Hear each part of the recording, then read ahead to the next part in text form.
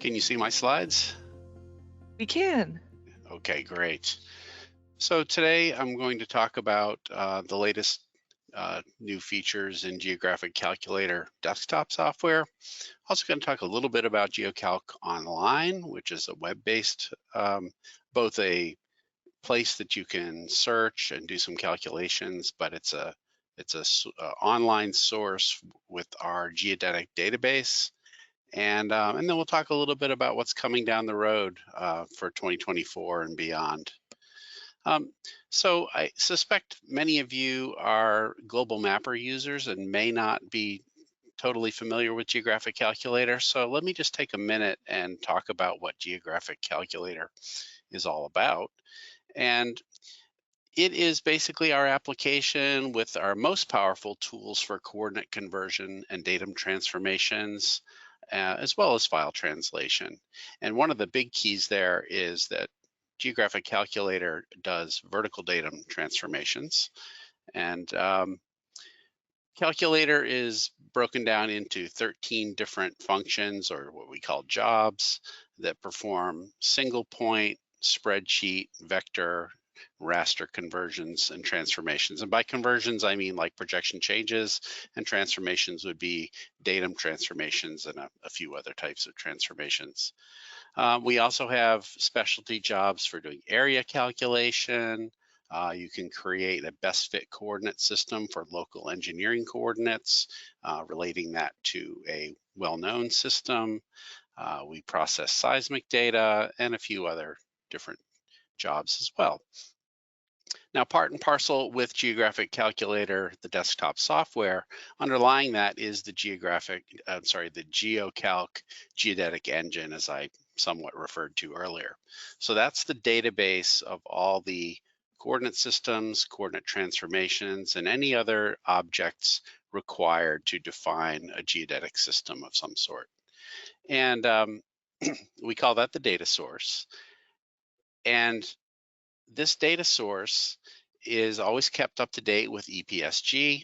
And we also include any, as you've heard throughout the day probably, we're very user driven. So when a user contacts us with a new geoid model, for instance, it might not even be an EPSG yet. But if we can, if it's a verifiable system, we can add that to the data source. And we're fairly nimble about getting those into updates of the software.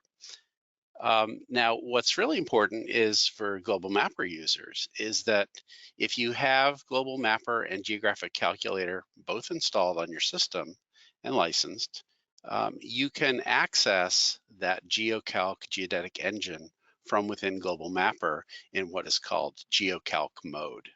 And I'll just mention it now rather than at the end. We are developing improved linkages between Global Mapper and its ability to access the GeoCalc engine. So you'll be seeing some big improvements coming in how that all integrates in the later this year and even into 2025. So if you're a Global Mapper user, Geographic Calculator, particularly if you're doing any vertical transformations, have vertical needs, Geographic Calculator may be of interest to you. Okay. So looking at new features in Geographic Calculator 2023 Service Pack 1, which came out in late October. The first one is full support for the LAZ LiDAR / point cloud format. I'm not going to go through an example of that, but we supported LAS for many years, and now we have added the LAS support. Secondly, the point database best fit job, which I'm not going to flip back and forth between the application and my slides. So I'm going to just go to the application when I get done talking about the new features and then show you a few of them all at once. But in the point database best fit job, which is that job that calculates a transformation between engineering local coordinates and a well-known system, There are different transformation methods to do that. And many users have requested a 4-parameter Helmert method. And so we have recently added that. And you can see that in my slide here. What that involves is a rotation around the z-axis, a universal scale factor, and then a translation separately in X and Y. Then we have some new transformation methods. And the first two are grid-based methods. The Canadian bin grid transformations, those are from Natural Resources Canada. That is a file format that they have produced two kinds of files, bin files. One set is geoid transformations. So they go from ellipsoidal height to one of the CGVD Canadian height datums. And the other one is a vertical offset. It's also in the bin format. And that converts directly from CGVD 28 to CGVD 2013A in the different realizations that exist there. So both bin formats, but two separate methods depending on whether you want to do geoid or height to height. Oops. And then the New Zealand deformation model is another new one. This is a time-dependent model for New Zealand. It's produced by LINZ, which is Land Information New Zealand. And it's a series of models. They update them over time. So over time, there are different versions out there. Typically, you would be interested in the most recent one, but maybe you have some historical data that you're trying to match up some values. So all of the different versions of this model are available. And again, it's time dependent, and they typically update them after some sort of major tectonic event that changes things around. And finally, the similarity transformation. And this actually harkens back to that 4-parameter Helmert that I mentioned earlier. Again, asked for by a number of people. And this is in EPSG, and we have adopted their implementation of it. And so it's the same 4 parameters: rotation, scale, and X and Y translations. So those methods have all been added to the data source, and I'll show you an example of that in a minute. Oops, I keep flipping ahead before I should. Okay, so let me flip over to Geographic Calculator. And are you seeing my GoToWebinar on top of that? I can see your Geographic Calculator home screen. Okay, so you don't see any GoToWebinar controls? No. Suddenly I am seeing them and didn't think I would, but that's okay. So this is the Geographic Calculator. When you fire it up for the first time, you come to the job guide. And in the list here, you'll see those 13 different jobs that I had been describing earlier. And we're going to go to the point database best fit job. And I've already set this up. What I've fed into it here, I've given it a spreadsheet of control points that have both a local engineering coordinate and then a well-known coordinate, in this case, UTM zone 15 north in WGS 84. So I've set this job up to read in the proper columns. I've set the base coordinate system as that zone 15 north. And what's new here is under math transform, we used to have affine and several polynomial choices, and now we've added this 4-parameter Helmert. And so if I process the job, now I can go into the data source under coordinate systems, and there's a folder called fitted, and I'll see I had named it point database best fit 4P Helmert.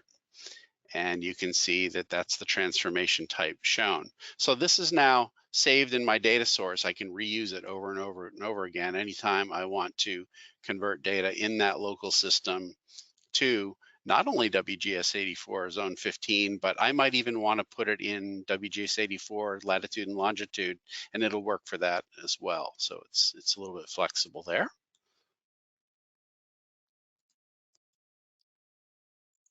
Then let's look at the transformation methods. Let's see, the first one we talked about was the Canadian verticals. I'll use my search function, which is not new in 2023 Service Pack 1, but the version before that. But we have a new improved interface here for navigating and managing the data source. And these three objects in the data source, these are the vertical offset transformations that go between the two Canadian heights, CGVD 28 and 2013A in the three different realizations.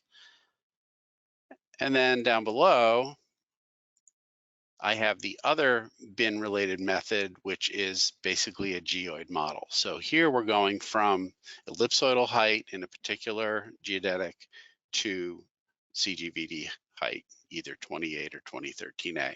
And you can see there are all the modern NET83 CSRS versions, 2 through 8. And there's also an ITRF 2008 version.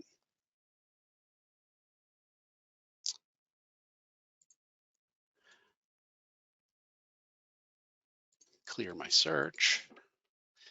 Now for datum transformations, let's look at the New Zealand.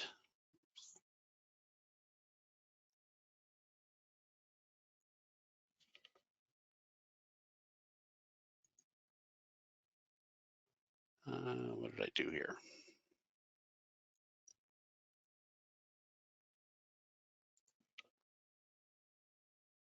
There we go. So here we have a type New Zealand deformation model. That's this grouping here. And these are time-dependent transformations from ITRF 96 to NZGD 2000. And each one of these represents one of the different models, the different versions that have been released. Now they all go from ITRF 96, so at first glance, it's like, well, that might not be totally useful. But there are also a bunch of concatenated transformations defined. And so all of these in here, let's look at just this one, for example. This is an ITRF 2014 to NZGD 2000. And what that has done is it's concatenated two transformations together. And the first of these two, I won't bother going into it, but that is a 14 parameter time-dependent transformation between 2014 and ITRF 96. And then that's concatenated with the ones that I was just showing you a moment ago that I'll go from ITRF 96 to NZGD 2000 via one of the different versions of the deformation model. So there is some flexibility there.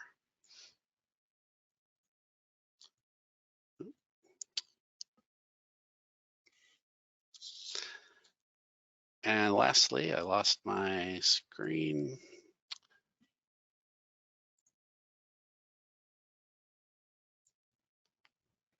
I'm sorry, I'm having a little trouble managing my windows here. No worries. We've noticed that sometimes the platform is freezing today too, so it hasn't happened just with you. Okay, now I was having trouble accessing one of the places I wanted to go. So then that similarity transform, that would be under parametric. Why parametric as opposed to datum? Well, because the Helmert 4 parameter or similarity transformation, whichever name you want to use, it assumes you're really in a Cartesian two-dimensional plane that you're rotating around that z-axis and then applying the scale and the rotation to. So these are typically defined for, here we go. So here's a whole bunch of them for Slovenia. And if I open one of these up, even though it's called similarity instead of Helmert 4P, we see the same four basic parameters there, named slightly differently, but we have a rotation, a scale, and translations along the two axes. Now, you might be handed a data sheet with parameters for a 4-parameter Helmert, and you could use this transformation to enter it in, store it in the data source permanently, and be able to reuse it over and over again. So that's one of the big advantages of having this method added, is that you can create these and save them. Okay.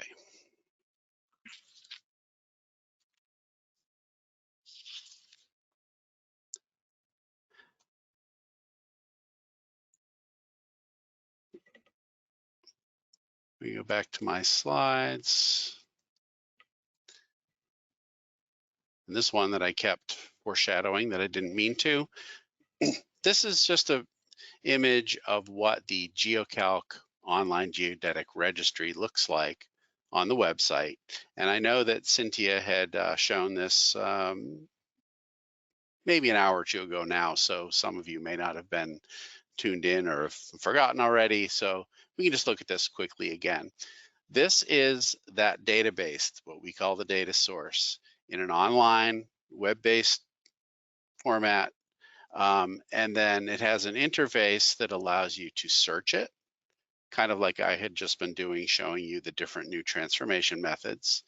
You can search by area, you can enter coordinates, you can click on a map, or you can just burrow down through there by region if you know what you're looking for. But the website also has this online calculator. And so that's the page we're seeing here. And it just happens to be set up showing a coordinate in the central United States going from NAD83 to NAD83 2011 using the NADCON5 coordinate transformation. And it's worth noting that we do support NADCON5. The way NADCON5 works is as you move through the different realizations of NAD83, or even back to NAD27 and earlier, you can you concatenate. It goes step by step by time. And so you'll see in the center box here, there's a transformation from NAD83 1986, the original, to NAD83 Harn. That's one transformation. Then there's one from NAD83 Harn to NAD83 FBN, and so on until you get all the way to NAD83 2011. And so this ends up being 5 steps or 4 steps all concatenated together. I also have a vertical in this example, and so I'm doing a geoid model transform from the ellipsoidal height in NAD83 to NAVD 88 on the NAD83 2011. So I can do all of that in one step. All I have to do is set up the transformation box to do all of those horizontals concatenated together, plus the geoid transformation as well in one step. And this would be true in the desktop software as well. Now, it's Patrick mentioned first thing this morning that we're actually developing a cloud-based version of this software that will not only do point-to-point calculations like is shown here, but we will be able to do calculations on spreadsheet data, which is equivalent to what are called the point database jobs in the desktop software, and vector processing. So a lot of those vector files, they'll be uploaded to the cloud, converted there, downloaded. You'll be able to load data from different cloud services where you may have storage and then save out to them. But this is in early development. We're hoping to see a beta in a few months, and we'll be looking forward to anybody who wants to check that out. So keep your eyes peeled for Calculator Online. This is GeoCalc Online. The next version is going to have the name Calculator Online. kind of confusingly similar names there. Now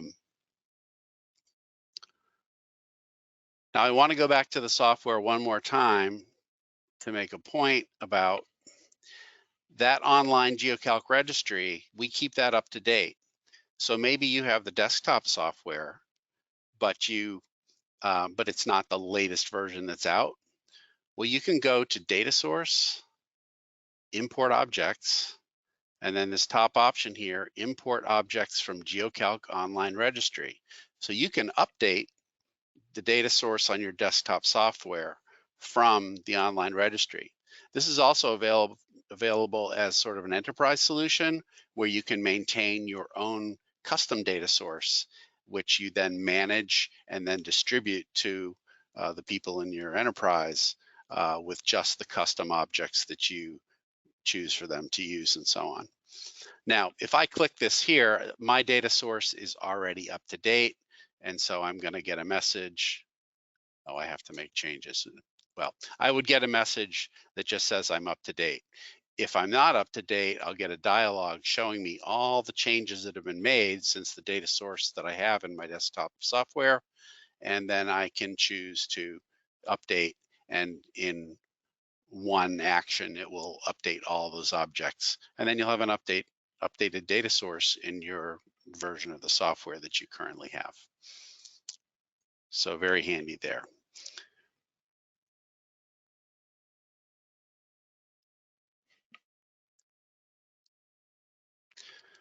So what's new and on the horizon? Well, I already talked about the calculator online that will be coming along, but one of the new things that we're looking forward to for the end of this year is the new modernized NSRS.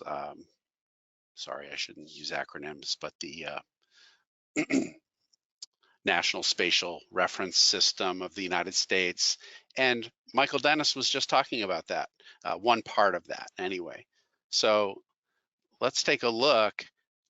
I've borrowed some information from their documents online and just kind of condensed it into a probably oversimplistic view of some of the things that are being modernized. First of all, there will be 4 new reference frames, and for the different plates that involve the US and US territories. And here they are at the top they all have similar names, NatRef, PatRef, and they're all 2022. Then there will be transformations associated with those. And there's 2 parts to the way that'll work. One is the EPP 2022, which is basically just rotations of the plates, Euler pole rotations, and that will change the frame. So these are plate fixed, but they're based on ITRF. So they'll do the frame change between ITRF and the NatRef. Then there's the piece that does the residual motions and the verticals called intra-frame velocity models.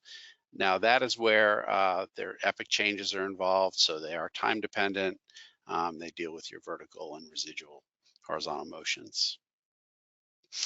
As soon as this stuff is ready for, as Michael was saying about the state plane coordinate systems being put out there a little ahead of time for us to work on them, the same will be happening for the EPP and the IFVM, and we will be building that into the software so that as soon as this stuff is released in 2025, we'll have it. And so then that leads to back to the state plane coordinate systems that Michael just talked about, and he did mention that we have been working with that. And so if I go back to calculator, he was nice enough to provide us with the well-known text of all of the preliminary alpha systems, and I have imported that into the data source. So I'm going to just burrow down here layer by layer. They're projected systems, of course. And I've created a folder under United States. Let's move over a little bit here. called US State Plane 2022 Alpha. That's my name, not theirs. In this folder, I have over 900 new definitions for the new state plane coordinate systems. So there are only 6,000 plus coordinate systems in the data source to begin with. So this is a huge add. We're adding almost 1,000 new systems to the data source with this release of the new state plane systems. And so you can see they have names. They're temporarily on the Geodetic ITRF 2020. They eventually, when they're released and for real, they'll be on the NatRef, PatRef, et cetera. I guess these are mostly continental United States, so they'll be on NatRef 2022. And you can see there are some that are Lambert tangent, some transverse Mercator, and oblique Mercators as well. So those are the three different methods, projection types, I should say, that are used. So we already have these in Calculator. Now you can't see them because they're preliminary and they're only alpha, but this just is sort of a proof of concept that we will be able to put them into our data source and make them available as soon as they are official.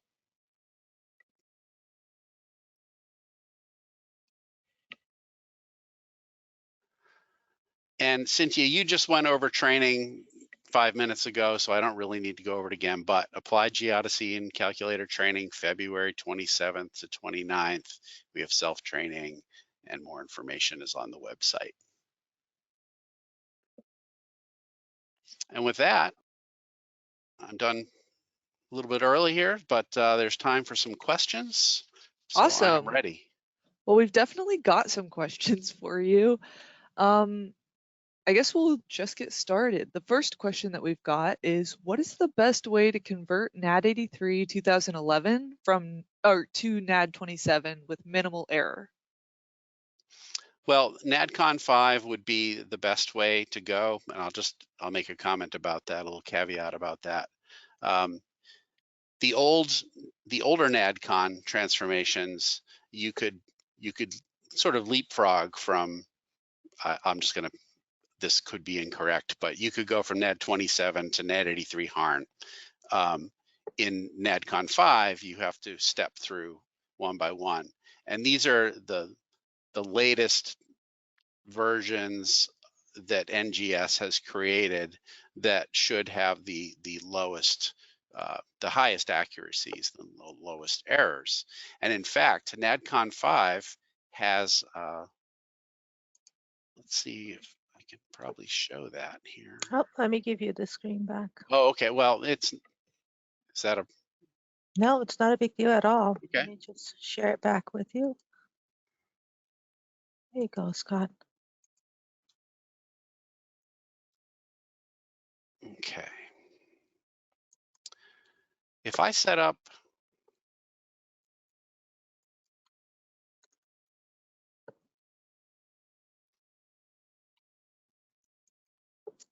this will take just a moment.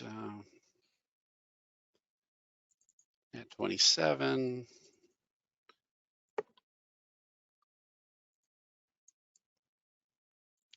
I'll just do a real simple one here.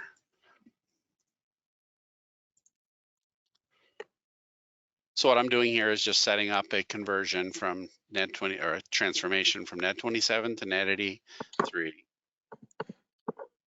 I keep clicking the wrong thing here. There we go. So when I go into my transformation selection, NADCON 5 is a folder of its own. And I'm going to select that option.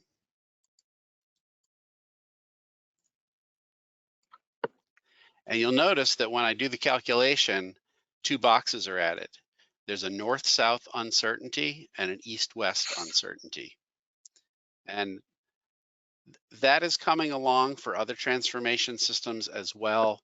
But this is the first one that we have in Geographic Calculator that we actually expose those uncertainties that are available in the NADCON 5 files. So presumably, back to the question, NADCON 5 is going to be the way to go. Now, the caveat that I was going to make was that if you compare NADCON, the older NADCON, to the NADCON 5 result, you won't necessarily get the same answer, and that is to be expected because there have been updates and changes in the networks, and so the NADCON 5 will not necessarily give you the same result as you would have gotten with the old NADCON, and again, to be expected. If you're trying to match some older results, then you might want to use one of the older NADCON transformations. I hope that answers the question. Awesome. Well, thank you for that. We've got just a few more questions for you. The first one that I've got is, when will you make the new NGS datums for the United States available in Geographic Calculator? Okay, well, that is mostly dependent on NGS completing their work.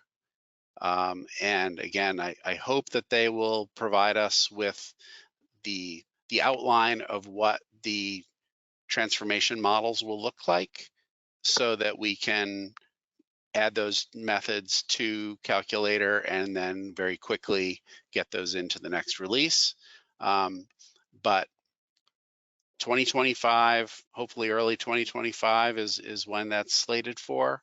And we will follow immediately behind, and the next release of calculator we'll have it, but it will be 2025. Awesome. Thank you so much. Next question that we've got is, do you support or does Geographic Calculator support HTDP transformation? Yes. So HTDP is another NGS. That's the National Geodetic Survey, in case you're not already in the US and familiar. That is one of their products. It stands for horizontal time-dependent precision positioning, and we do support that in calculator. It's time dependent, so it requires some dates. So I'm going to add some dates to those coordinates that I had a moment ago, and it doesn't really matter what I pick. And now if I go into my transformation picker, I did back out of that, see what I did wrong.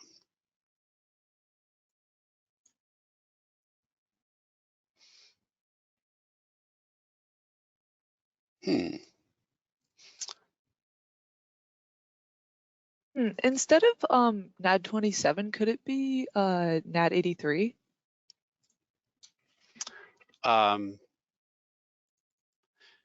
Should be any of the NSRS systems will work here. I'm obviously at the moment making some kind of silly mistake, so I don't want to bear with it too long. But so back to the question, we do support HTDP. If you turn on the dates in the coordinate systems, then and you're in an appropriate area. And by the way, HTDP covers the world now. It has several levels of models, and so in the US they're very detailed and physically complex, and then in other areas of the world they're a little more basic. But it used to be that HTDP only covered certain areas, and they have expanded that out, so it should work for just about anywhere.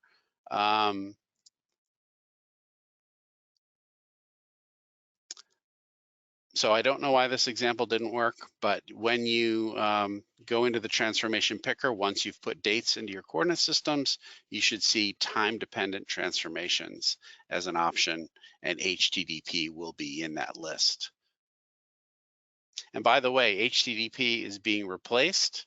Don't know the time frame on that. It's just been announced in NGS's January newsletter that there's a new system called Sprocket that is going to replace it at some point in the future.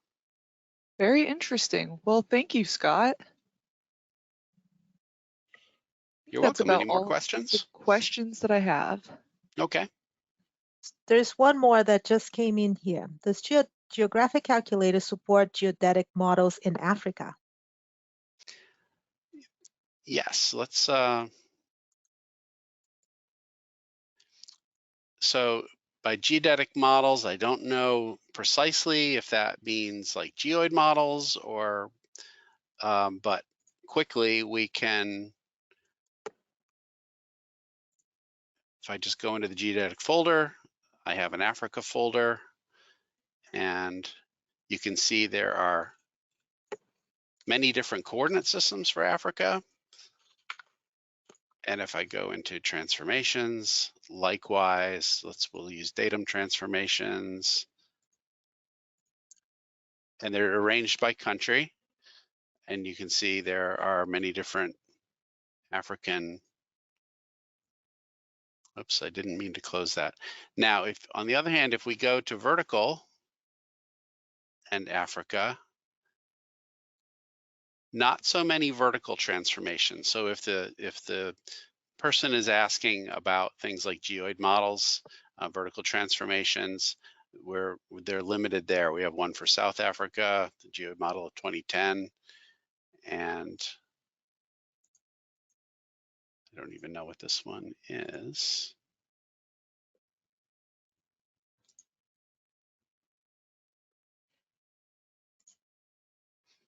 Oh, St. Helena, okay. So very limited there. And if you know of any geoid models and are calculator users for Africa, let us know. We'll investigate them. If we can verify the results, we will be happy to add them. We don't wait for everything to end up in EPSG. I sort of said that earlier, but it does need to be verifiable. So one last one here before we jump to the next session, and I'm afraid that I may not pronounce this correctly. Will you be supporting SPROCCET? I don't know if you pronounce that in any other way. That is Sprocket that I just. Sprocket, okay. It's the replacement for HTTP. Okay. Just read about it in the January NGS newsletter. So I don't have any details yet on it, but we certainly would intend to support that once the details are out on that and we learn how to incorporate it into the software, just like we do HTTP. Awesome. Thank you, Scott. You're welcome. All right. Thank you, Scott.